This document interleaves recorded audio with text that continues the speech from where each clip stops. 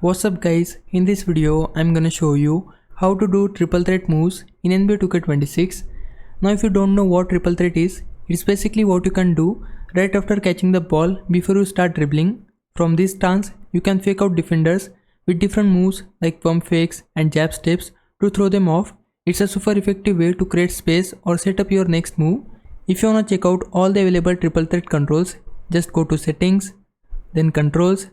Now switch over to dribbling. You will see a section for triple threat where you can learn all the variations including spins, jabs and fakes.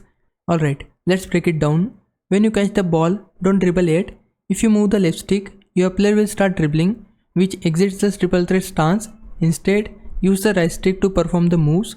For example, flick the right stick to jab in one direction. You can pump fake by quickly tapping square or X on Xbox. You can even spin out by rotating the right stick in a circular motion. You can also combo these like doing a quick pump fake, then jab to the right and exploding left to catch your defender off guard.